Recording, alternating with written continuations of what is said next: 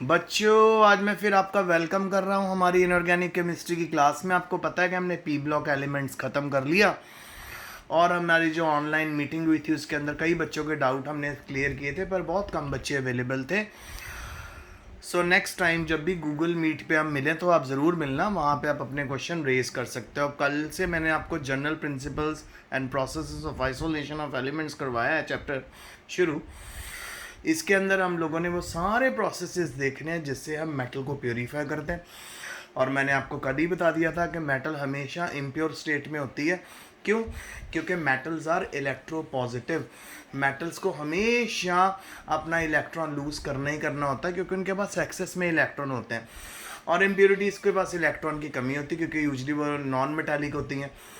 तो जब भी मेटल आपको मिलेगी वो प्योर स्टेट में कभी नहीं मिलेगी, वो इम्प्योरिटीज़ के साथ मिलेगी क्योंकि इम्प्योरिटी के साथ उसके बॉन्ड बन जाते हैं। तो आइए देखिए, सबसे पहले मैंने और करवा दिया था आपको।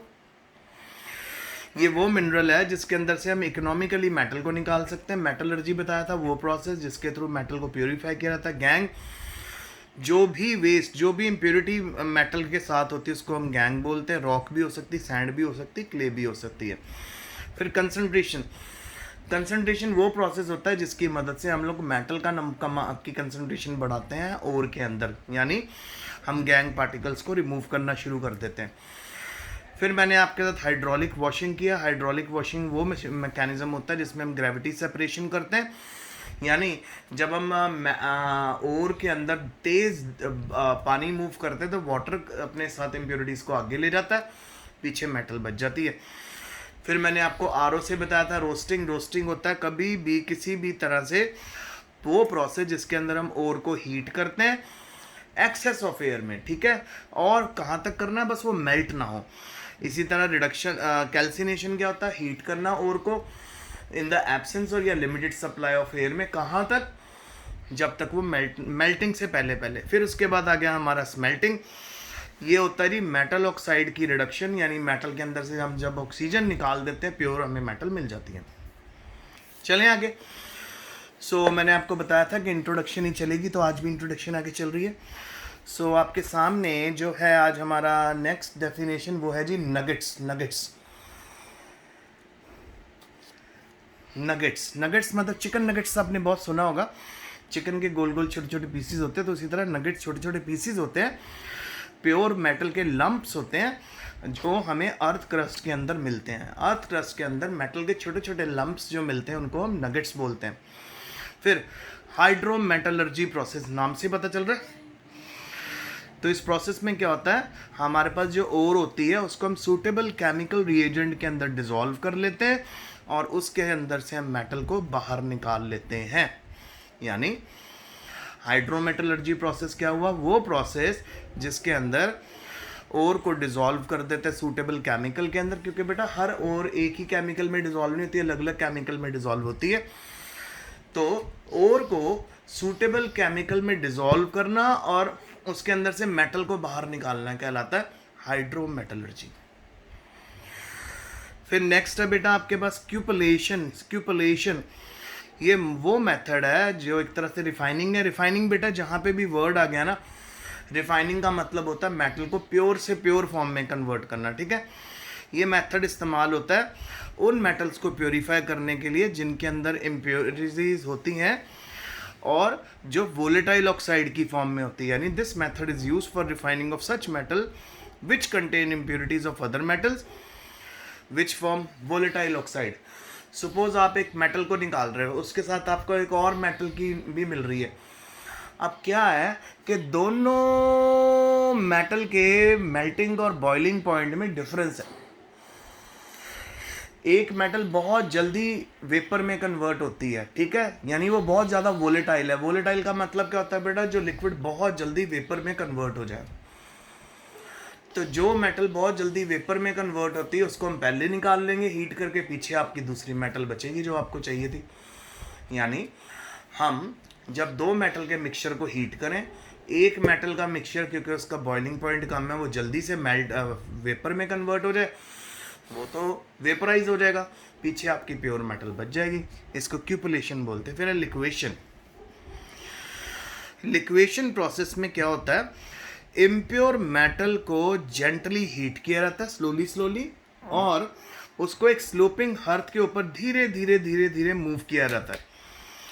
तो धीरे जब ये मूव होता है तो जो प्योर मेटल होती है वो स्लोपिंग हर्थ में फ्लो करते हुए नीचे आ जाती है और सारी इम्प्योरिटी ऊपर आ जाती है। आप अपने माइंड में एक स्लोप सोच सकते हैं और आप नोटिस करिए, अपने माइंड में आप लेके चलिए कि वो जो स्लोप है वो गोल गोल रोटेट हो रही है और वहाँ पे बहुत हाई टेम्परेचर रखा हुआ है। तो जो प्योर मेटल है वो बहुत जल्दी मेल्ट हो जाएगी, वो पिघल के नीचे इकट्ठी हो जाएगी अर्थ के, और जो इम्प्योरिटीज़ हैं वो ऊपर ही रह जाएंगी। ठीक है, इस तरह के प्रोसेस को बोलते हैं लिक्वेशन। नाम से पता चल रहा है कि लिक्विड फॉर्म में मेटल को कन्वर्ट करा, लिक्विड फॉर्म में मेटल को कन्वर्ट करा, मेटल फ्लो करके नीचे आ गई और सारी इम्प्योरिटीज पीछे रह गई।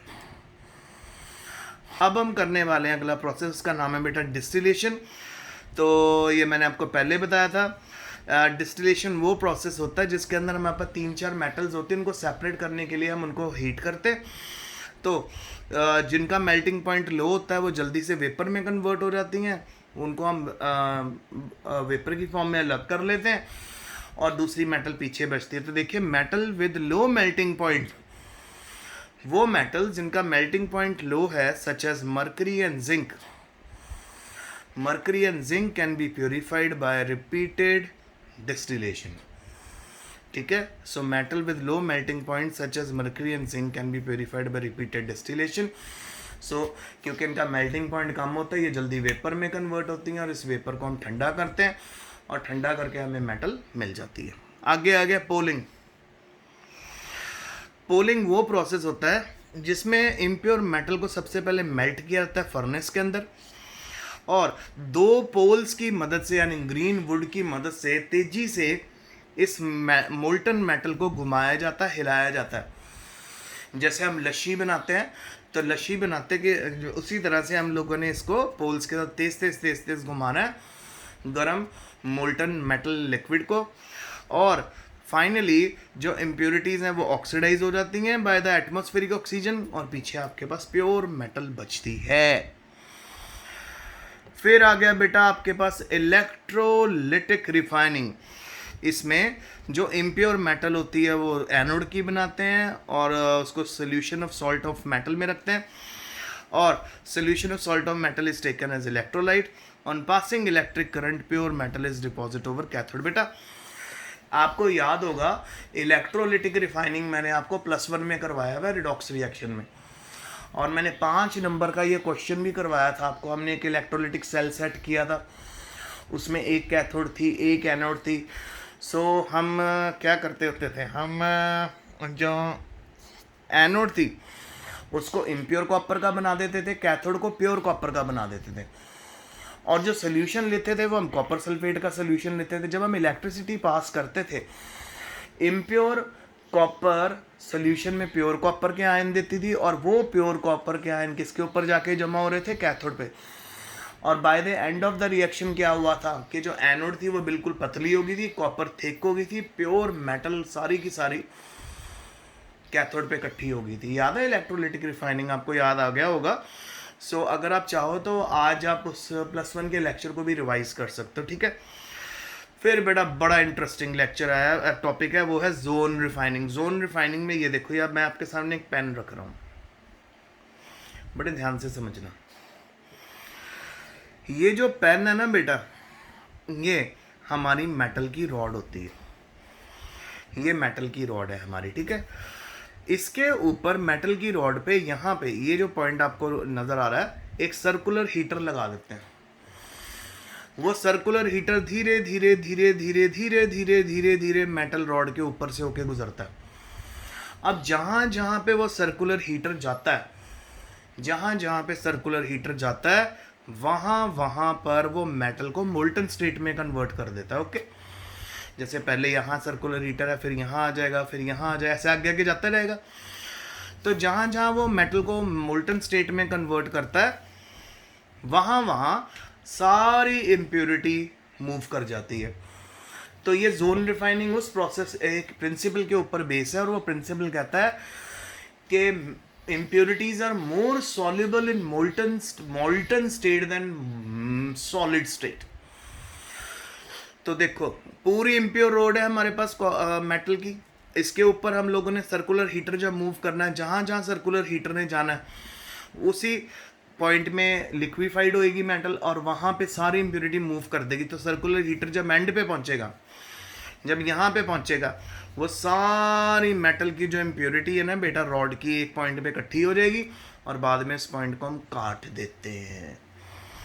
डोंट वरी, जोन रिफाइनिंग को मैं आपको और डीपली करवाऊंगा। फिर ऑटो रिडक्शन क्या होता है, ये वो प्रोसेस है जिससे हम मेटल को आइसोलेट करते हैं फ्रॉम सल्फाइड ओर, जिसमें हम रोस्टिंग और रिडक्शन कंटिन्यूसली करते हैं। रोस्टिंग भी चलती रहती है, रिडक्शन भी चलती रहती है। और मैंने अभी आपको ऊपर समझा दिया था रोस्टिंग क्या होती है। रोस्टिंग होती है heating of ore in the excess of air, और स्मेल्टिंग और रिडक्शन क्या होता है, मेटल को हीट करना ताकि उसके अंदर से मेटल ऑक्साइड यानी ऑक्साइड बाहर आ जाए, मेटल ऑक्साइड से मेटल बनाना। तो आज का लेक्चर यहीं तक है। Stay safe, study hard and stay home.